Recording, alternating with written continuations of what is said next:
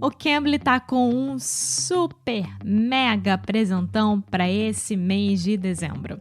Você pode ganhar 20 minutos de aula particular com o Cambly Fluency Pack. E o que é esse Cambly Fluency Pack? É um super guia com 9 módulos. Tem material de gramática, apostila de exercício, espaço para tirar dúvidas com os tutores nativos do Cambly e um guia para você se preparar para uma entrevista internacional e a aula particular de 20 minutos com o professor nativo do Cambly.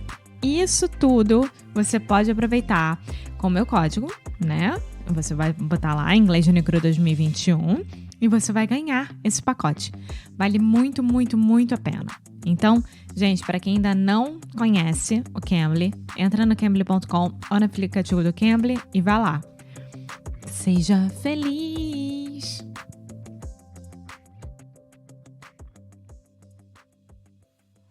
Hello, hey guys, welcome to another episode of English no HYGGE.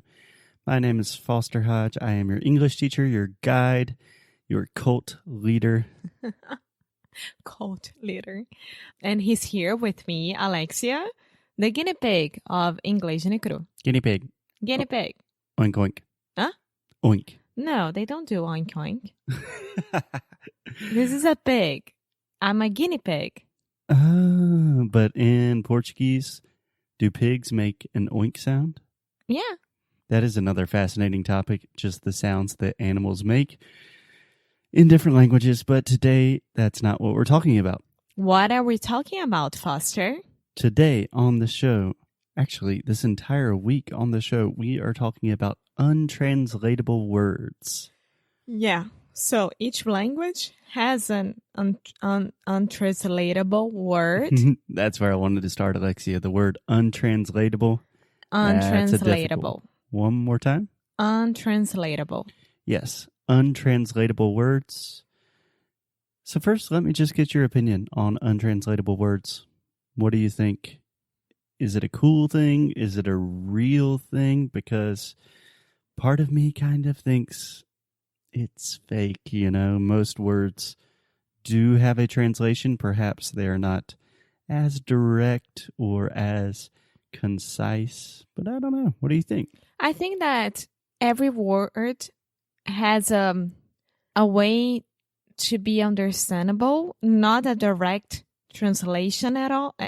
You know, I don't know, when I say saudade and I explain what saudade is, I knew we were going to this example. People understand that, but I don't know if they really, really understand the feeling and the word itself.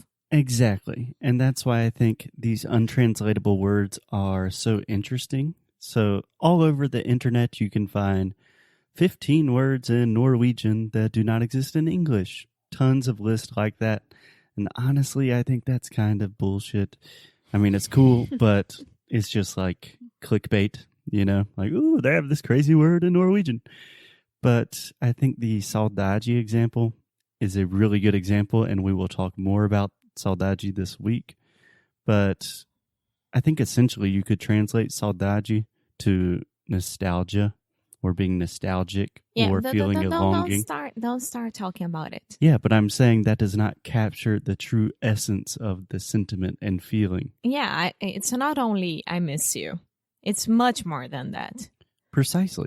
Yeah. So this week on the show, we wanted to take a deep dive into some untranslatable words just to try to understand more about different languages, cultures, and kind of dive into these different sentiments, because every language has words like these, and I think it's a great entry point. It's a great way to understand new countries and cultures. Yeah. What do you say? Yeah, so let's do it. Let's do it. So the first untranslatable word that we're talking about on the show this week, Alexia, can I get one of those sweet drum rolls?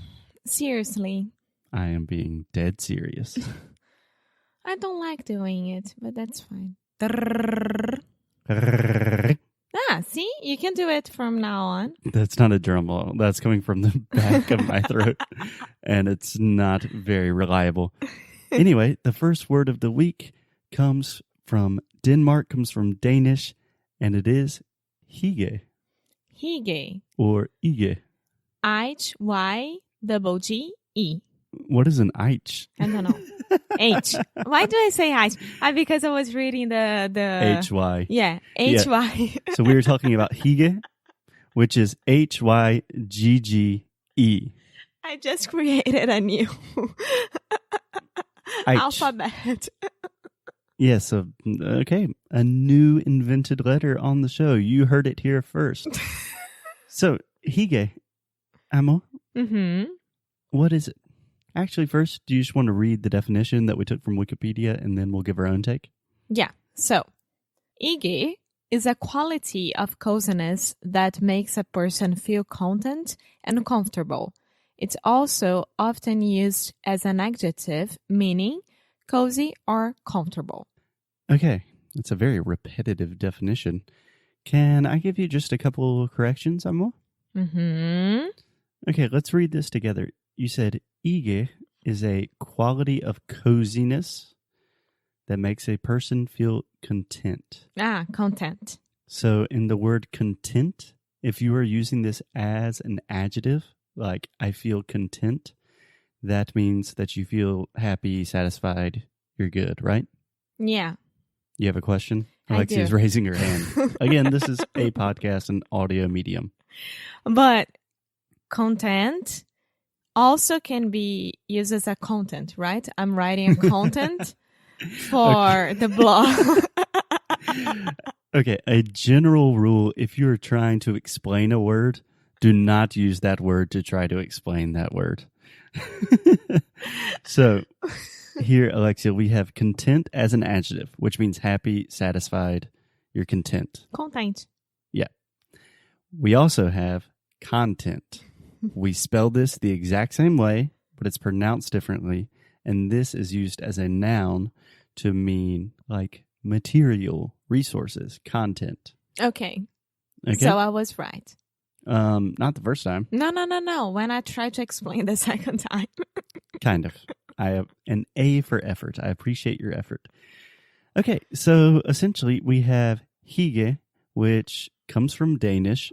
It is super famous in Denmark, and it is taking the world by storm. Everyone is obsessed with this new trend of HYGGE, which essentially is like being super cozy and comfortable. And that's very interesting because I was reading about it before we record this podcast, this episode, because I really wanted to understand better before talking about something here. Okay. And it took me to an Etsy page. Yeah, an Etsy page? Yeah, where I could find a lot of products listed as HYGGE. Like super cozy blankets, candles, and types of lamps, and sweaters, everything. Yeah, I don't really like that. I was super into it. No, I think it's great marketing, but it's kind of like cultural appropriation. It's like, hey, I made this blanket and it's HYGGE, and probably there's some Danish lady in Copenhagen like, that's not HYGGE, you're just taking my culture to make money. So this happens everywhere in the world at any moment with everything and everyone. Okay. I don't think that we should have this discussion right now. Okay, so Alexia, comfortable, cozy, what are some of the things that are involved with HYGGE? Because it's not just like, ooh, I feel comfortable. No, it's like connecting with each other. Mm-hmm. Like being at that moment, really being part of that moment. Yeah. What about some of the objects involved? Everything that I read about HYGGE, almost always candles are involved. Yes, candles and blankets. Candles, warm blankets. I'm liking this so far. I was reading about a lot of hot chocolate. Hot chocolate and slippers. Yeah, slippers. It sounds like Alexia just lives in HYGGE land. Maybe in a past life you were Danish. Yeah, but the thing is, I was reading yesterday as well that the less amount of objects is important when you talk about HYGGE, but everything that makes you comfortable and cozy it's okay. So I can have as much blankets as I want. As many blankets as I want. As many blankets as I want. So I don't understand that much, you know? Yeah, I read the same thing, and I think it's kind of a minimalist approach, like less is more, but you need certain fundamental things.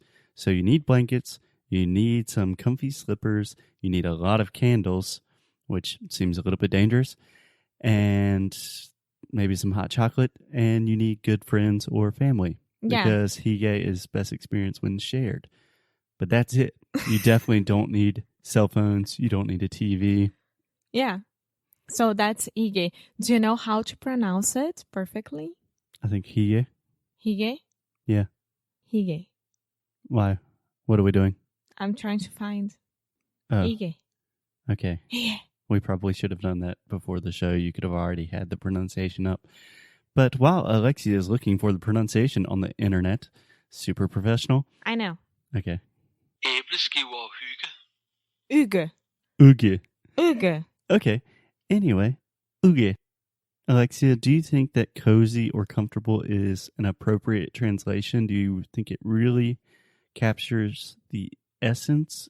No, I think it's more like to enjoy. In what sense? You are enjoying the moment. You are enjoying being at home. You are enjoying having friends. You are enjoying cooking. You are enjoying relaxing. So I think that's a way to think about it. Yeah, the way, I've never been to Denmark, but what this seems like it's describing underneath the surface is that moment where you're just in a really comfortable, cozy place with people you love, and you think, it's warm, life is good, I feel safe. That's kind of what this is giving me. And I think you personally have a perfect translation. Do I? I think so. I don't know. So almost every night at some point, Alexia is under a blanket or under covers. And if I try to take any of the blanket or covers, Alexia always looks at me with this kind of mean face and says, I'm quinchina. And I think I'm quinchina is I'm in HYGGE right now. Don't mess with me. HYGGE. Yeah. To be quentinha is one of the most important parts of my life during fall and winter. So it's when, I have a thing that every time that I'm super extremely sleepy, extremely exhausted, I immediately start to feel really, really cold. You know that, even during summertime or whatever. And I need to be quentinha. So I think that's it. I need to be HYGGE. Yeah, I think we could all use a little bit more HYGGE in our lives. And just reading about this really makes me want to go to Denmark. I really want to go to Denmark. It's one of my first ones on my list to go. You know that? Okay. Copenhagen. Okay, so we will talk to you guys tomorrow. Until then, stay HYGGE, stay HYGGE. We don't know how to pronounce it, but we do know that Alexia is quentinha. Any last words? No? Stay cozy. Stay happy. Stay cozy, my friends. We'll see you tomorrow. Bye. Muito obrigada por ter escutado mais um episódio aqui do Inglês de Necrorádio. É muito bom ter você juntinho assim de nós. Faz muito, muito carinho no nosso coração, digamos assim. Então você que está interessado em saber mais sobre os nossos produtos e saber mais sobre a gente, o que a gente oferece para vocês em relação a estudo, a challenge, a curso, vá lá no inglesdenecro.com e você pode ver mais sobre as worksheets, por exemplo. Yeah. If you want to really improve your English, if you want to learn more about the ways you can do that and just connect with us on a deeper level, go to inglesdenecro.com. And as always, keep up the good fight. And lose well. See you guys tomorrow. Bye.